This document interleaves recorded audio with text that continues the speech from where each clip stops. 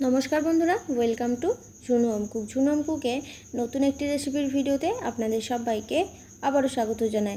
चले एसेछि बंधुरा आपनादेर साथे आबारो एकटी रेसिपिर भिडियो शेयर करते। आजके आमी बानाबो छोलार डाल और लाउ दिए दारुण स्वादेर एकटी रेसिपि। और এই रेसिपिटा राते बानिये निচ্ছি, रुटी परोटा बा लुचिर साथे खेते पारबेन। और रेसिपिटा शेष पर्यन्त देखार अनुरोध रइल। शेष पर्यन्त देखार पर केमन लागलो अवश्य एकटा लाइक ओ कमेंट करे जानाबेन।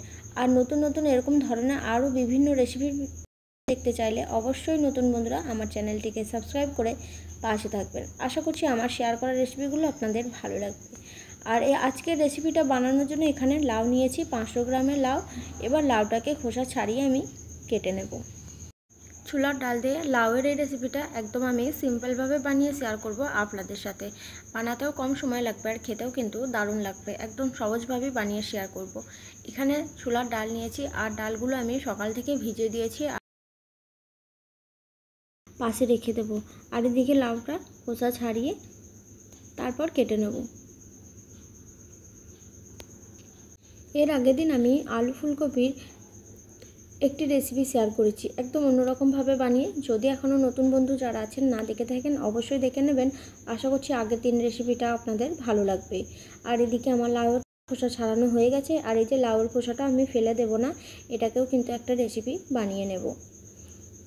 আর এবার আমি লাউটাকে গোল গোল করে কেটে নিচ্ছি, তারপরে ছোট ছোট করে কেটে নেব।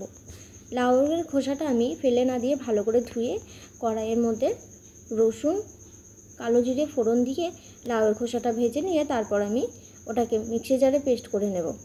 লাউয়ের খোসা বাটা কিন্তু গরম গরম ভাতের সাথে খেতে দারুণ লাগে। এবার আমি লাউগুলোকে প্রথমে গোল গোল করে কেটে নেব, তারপরে লম্বা করে ছোট ছোট করে কেটে নেব। এইভাবে পুরো লাউটাকে কেটে নিতে হবে। এই যে আমি একটা চাকুর সাহায্যে কেটে নিচ্ছি, এইভাবে পাতলা পাতলা করে কেটে নেব। পুরো লাউটা আমি কেটে নিয়েছি বন্ধুরা। এবার লাউটাকে ধুয়ে একটু জলটা ঝরিয়ে নেব।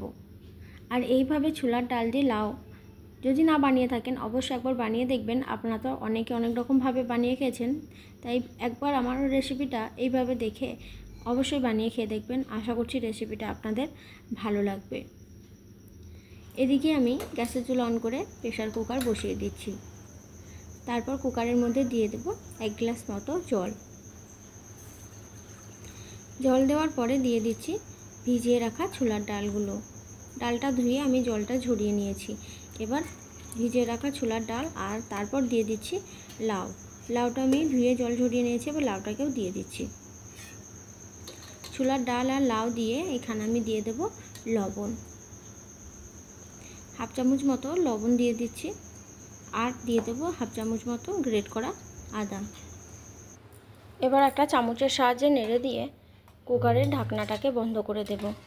তারপর মিডিয়াম টু লো ফ্লেমে দুটো সিটি দিয়ে গ্যাসের ফ্লেমটাকে বন্ধ করে দেব। যখন কুকারটা ঠান্ডা হয়ে যাবে তখনই ঢাকনাটাকে খুলে নেব।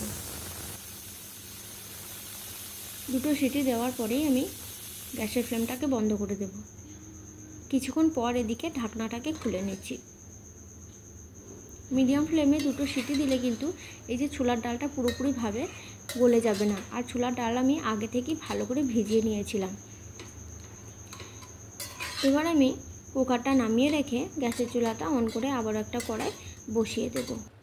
আর চামচের সাহায্যে লাউগুলোকে একটু এরকমভাবে করে দিলে তরকারিটা মাখো মাখো হবে, দেখতে ভালো লাগবে। এবার আমি কড়াই বসিয়ে দিয়েছি। কড়াইয়ের মধ্যে দিয়ে দিচ্ছি সর্ষের তেল। বড় চামচের 1 চামচ মতো সর্ষের তেল দিয়ে তেলটাকে ভালো করে গরম করে নেব। তেল গরম হয়ে গেলে তেলের মধ্যে ফোড়ন দিচ্ছি গোটা জিরে, তার সাথে দিয়ে দেব এক টুকরো তেজপাতা আর দিয়ে দেব শুকনো লঙ্কা। এবার আমি ফোড়নটা ভেজে নেব। ফোড়ন ভাজা হয়ে গেলে ফোড়নের মধ্যে দিয়ে দেব কুচি করে রাখা আগে থেকে রসুন কুচি। 5 থেকে 6 কোয়া রসুন কুচি করে নিয়েছি আর নিয়েছি কাঁচা লঙ্কা। এবার রসুন আর কাঁচা লঙ্কাটা একটু ভেজে নেব। কিছুক্ষণ ভেজে নেওয়ার পরে আমি পেঁয়াজ কুচিটাকে দিয়ে দেব। এখানে বড় সাইজের একটা পেঁয়াজ কুচি করে নিয়েছি। পেঁয়াজ কুচি দিয়ে পেঁয়াজ কুচি রসুন সাথে ভালো করে ভেজে নিতে হবে। এবার পেঁয়াজ কুচি দেওয়া হয়ে গেছে, পেঁয়াজ কুচিটা ভেজে নিচ্ছি। রাতে রুটি পরোটায় খেতে ছোলার ডাল দিয়ে লাউয়ের এই রেসিপিটা বানিয়ে দেখবেন বন্ধুরা। ছোট বড় সবাই ভীষণ পছন্দ করবে। রুটি হোক বা পরোটা, চাইলে আপনারা লুচির সাথেও এই রেসিপিটা এইভাবে বানিয়ে খেতে পারবেন, তাতেও খেতে কিন্তু দারুণ লাগবে। এবার আমি পেঁয়াজটা আবারও ভালো করে ভেজে নিচ্ছি। পেঁয়াজটা গোল্ডেন ব্রাউন করে ভাজা হয়ে গেলে তারপর টমেটোটাকে দিয়ে দেব। এখানে আমি টমেটো নিয়েছি একটা মিডিয়াম সাইজে, টমেটো দিয়ে দিচ্ছি। আর একই সাথে দিয়ে দিচ্ছি অল্প একটু লবণ। লবণ আমি আগেও দিয়েছিলাম সিদ্ধ হওয়ার সময়, তাই অবশ্যই লবণটা স্বাদ বা পরিমাণ অনুযায়ী দিয়ে নিতে হবে। এবার পেঁয়াজ টমেটোটা আবারও কিছুক্ষণ ভেজে নেব। প্রায় 2 থেকে 3 মিনিট মতো ভেজে নিচ্ছি লো টু মিডিয়াম ফ্লেমে।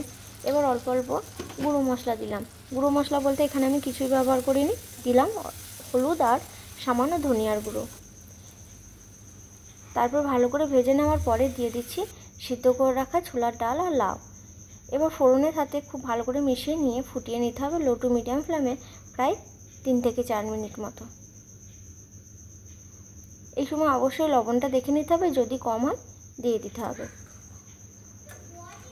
ভালো করে মিশিয়ে নিলাম। আর দিয়ে দিচ্ছি বন্ধুরা অল্প একটু লঙ্কার গুঁড়ো।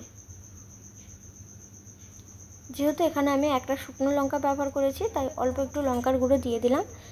দিয়ে এবার ফুটিয়ে নেব। গ্যাসের ফ্লেমটা লো টু মিডিয়ামে রেখে এবার ছোলার ডাল আর লাউটাকে ভালো করে ফুটিয়ে নেব। তারপর আমি গ্যাসের ফ্লেমটাকে বন্ধ করে দেবো।